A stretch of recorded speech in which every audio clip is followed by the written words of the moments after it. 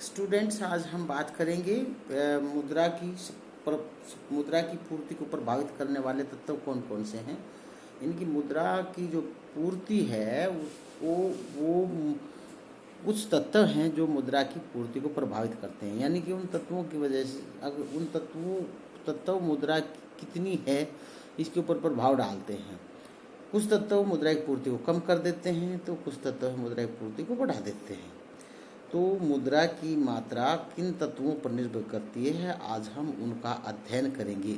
मुद्रा की मात्रा यानी कि मुद्रा की जो सप्लाई है, मुद्रा की पूर्ति है, उसका जैसे मैं आपको पहले भी बता चुका हूँ, मुद्रा की पूर्ति से मतलब है कि जो मुद्रा वस्तुओं और सेवाओं की मांग करने के लिए तैयार है, लोगों के हाथ में है। और लोगों के हाथ में मुद्रा है वो किस प्रकार आती है, एक तो उनकी खुद की कमाई है जो उनके पास है, दूसरे उनके बैंकों में जमा है, वो उनके डिमांड डिपॉजिट्स हैं, तीसरे वो जो बैंक लोन करते हैं।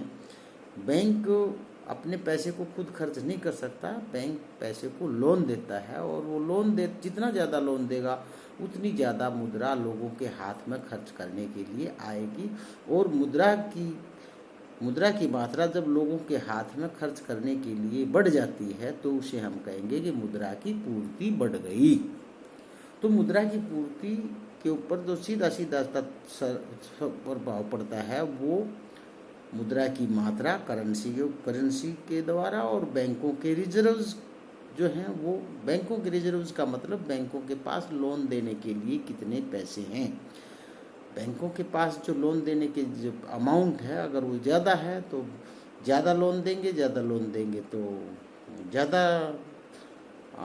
मात्रा में लोगों को खर्च करने के लिए पैसा मिलेगा, और ज़्यादा पैसा मिलेगा तो मुद्रा की मात्रा ज़्यादा होगी। तो मुद्रा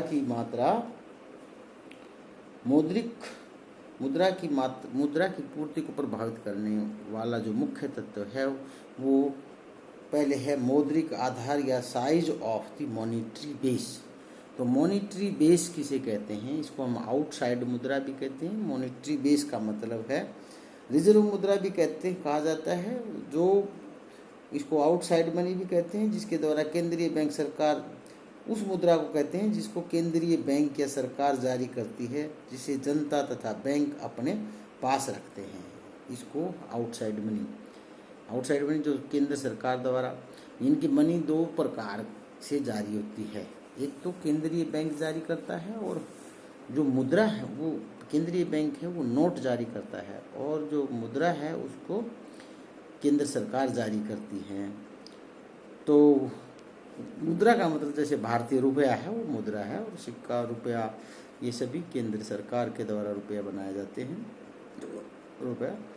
और केंद्र सरकार के अलावा जो नोट्स हैं वो रिजर्व बैंक छापता है। नोट का मतलब है दैट वो नोट हैं वो रुपये को रिप्रेजेंट करते हैं। तो हमारी जो उच्च शक्ति मुद्रा है, हाई पावर्ड मनी के अंदर दो प्रकार की मुद्राएं शामिल हैं, रिजर्व्स, बैंकों के रिजर्व, तथा चलन में जो करेंसी है वो मुद्रा के ऊपर डिपेंड करती है। मुद्रा हाई पावर्ड मनी कहते हैं। हाई पावर्ड मनी किसे कहते हैं, हाई पावर्ड मनी है उसको हम कहते हैं जो चलन में मुद्रा है वो, और जो बैंकों के जो लोगों के पास जमा है।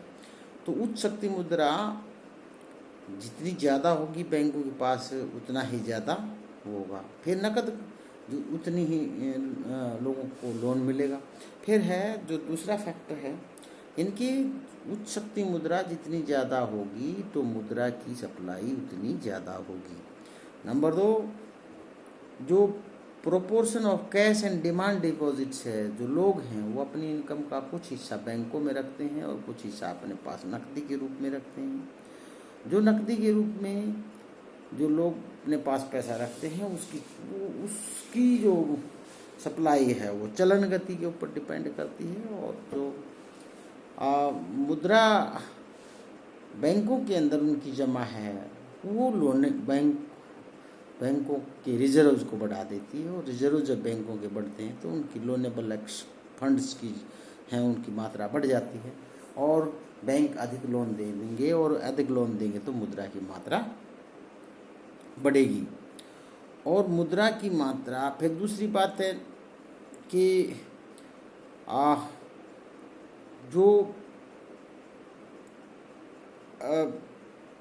वेलोसिटी ऑफ मनी के ऊपर भी डिपेंड करती है, सर्कुलेशन। अगर मान लीजिए मुद्रा नकदी को कोई आदमी अपने पास रख लेते हैं और उसको देते नहीं हैं, बाहर नहीं निकालते हैं, तो वो मुद्रा सप्लाई सर्कुलेशन से बाहर है, तो सर्कुलेशन में नहीं है वो मनी, तो समझो सप्लाई कम हो गई। अगर वो बैंकों में चली जाती है तो बैंक लोन देते हैं और उसके द्वारा तो मुद्रा की पूर्ति है वो मुद्रा की चलन गति के ऊपर भी निर्भर करती है। तो फिर इसका मुद्रा की जो पूर्ति है वो चलन गति पर निर्भर करती है। उसका मतलब कि मुद्रा, मान लीजिए एक नोट है, वो 100 रुपये का नोट 10 बार हाथ बदल जाता है, तो वो 1000 रुपये की मुद्रा की पूर्ति करता है। तो मुद्रा गुणक क्या है? मुद्रा गुणक हम किसे कहते हैं? मुद्रा की मात्रा और हाई पावर्ड मनी। मुद्रा गुणक मुद्रा की पूर्ति में परिवर्तन तथा मौद्रिक आधार में परिवर्तन का अनुपात है। यानी कि मुद्रा की पूर्ति में कितना परिवर्तन होता है, मुद्रा के आधार में परिवर्तन होता है। तो कितने गुना परिवर्तन होता है, वही मनी मल्टीप्लायर है। इसको हम कैपिटल M/H, M का मतलब मुद्रा की पूर्ति, मनी सप्लाई, और भाई H का मतलब हाई पावर्ड मनी। और हाई पावर्ड मनी में हमने बताया था आपको बैंक रिजर्व्स हैं और उसके अंदर जो करेंसी है। तो इसको हम दिखाने के लिए हम ये दिखा सकते हैं कि मुद्रा की मात्रा H बराबर है R, एक्सेस रिजर्व जो बैंकों की रिक्वायर्ड, उसको हम दिखा सकते हैं कि जो मुद्रा की मात्रा money multiplier is equal to, money multiplier का मतलब क्या है कि भाई हाई पावर्ड मनी जब बढ़ती है, H बराबर है RRC plus RR plus ER, excess reserves. और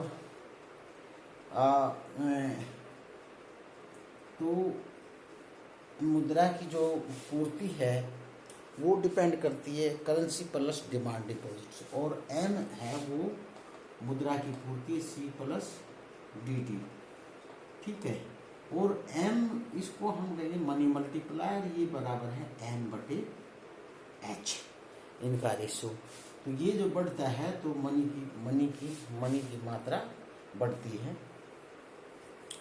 तो इनको हम देखने के लिए इनको हम देखते हैं M/C प्लस, इसको हम दिखाएंगे तो C प्लस DD और बटे C plus RR plus ER हैं।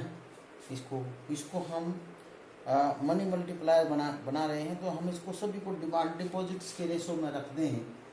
M/H is equal to C/D plus D/D, इसको D कहते हैं, और बटे में C/D प्लस में RR/D प्लस ER/D। इसको हम दिखा सकते हैं कि 1 प्लस C, यानी कि इसका तो मतलब होगा 1, और इसको हम स्मॉल c लिख दें तो होगा 1 प्लस C, और इसको भी हम C लिखेंगे, स्मॉल C प्लस RR, इसको हम लिखेंगे स्मॉल r, इसको हमने स्मॉल r पहले से लिख दिया, small r plus ER, small r plus E, excess reserves. तो M/H, M small m is equal to M/H is equal to 1 plus C plus R plus E। इसका मतलब क्या है? इसको हमने इस्तेमाल बनाया है कि इनको हम डिपॉजिट रेशो में रख दिया, सभी को D से भाग कर दिया, तो सभी को D से हम भाग कर सकते हैं, इसके रेशो में रख सकते हैं। तो रेशो में रखने के लिए ये डी से डी भाग गया तो 1 हो गया, और ये सी था इसको हमने स्मॉल सी रख दिया, क्योंकि it is the ratio of currency और deposits, ratio of currency and deposits, ratio of excess reserve and deposits, ratio of required reserve and deposits, ratio of excess reserve and deposits. तो इनको हमने समाल उसमें रख दिया है। तो हम इसको कहेंगे एम बराबर है एम बटा एच, एम बराबर है ये, और मनी मल्टीप्लायर जो है इसको एम बटा एच कहेंगे। और यहाँ M is equal to M बराबर है, एम इसको हम यूँ भी लिख सकते हैं, एम इज इक्वल टू इसकी गुणा में मनी मल्टीप्लायर बराबर है एम इज इक्वल टू, ये एच को इधर ले जा सकते हैं, एच एम एन के M is equal to 1 plus C बटे में C plus R plus E into H, money की मात्रा ये, तो money multiplier is equal to ये इसका रेशो। और हाई पावर्ड मनी है, इसका उलट हो जाएगा, तो मनी मल्टीप्लायर तो एच बराबर है। और अगर हम एच को देखें तो एच बराबर है, ये इसके उल्टा चला जाएगा, एच इसके बराबर करना है तो ये क्या होगा, ये इधर चला जाएगा और ये इस इधर आके उल्टा हो जाएगा। और एम बराबर है एच बराबर है एम बटा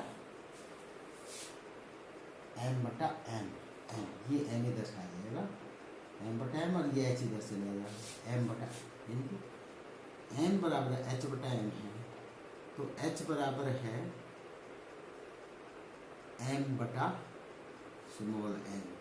तो और एम इज इक्वल टू किसके बराबर है, इसके बराबर है। तो इसको हम मनी मल्टीप्लायर कहेंगे।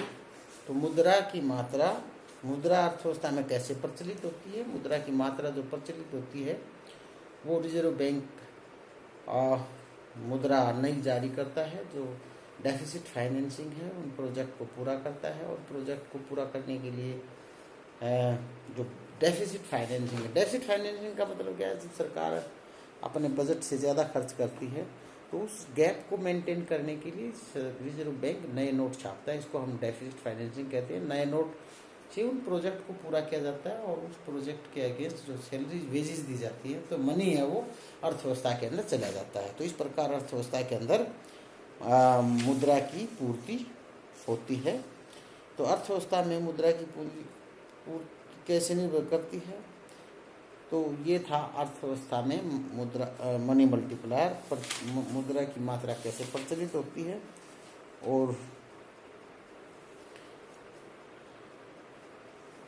आगे जो कुछ आगे जो हैं आदर्श पूर्ति, जिसके ऊपर ना तो अर्थव्यवस्था के अंदर आदर्श पूर्ति किसी क्या होती है, जिसके अंदर ना तो अर्थव्यवस्था के अंदर मंदी है ना तेजी है, क्योंकि मुद्रा की ज़्यादा मात्रा हो जाती है तो अर्थव्यवस्था के अंदर इन्फ्लेशन फैल जाता है, और कम मात्रा होती है तो अर्थव्यवस्था के अंदर मंदी आ जाती है। तो ऐसी आदर्श अर्थव्यवस्था वो है जिसके अंदर मुद्रा की पूर्ति है वो ना स्टेबलाइज करती है अर्थव्यवस्था को। इतना ही काफ़ी आज, थैंक यू।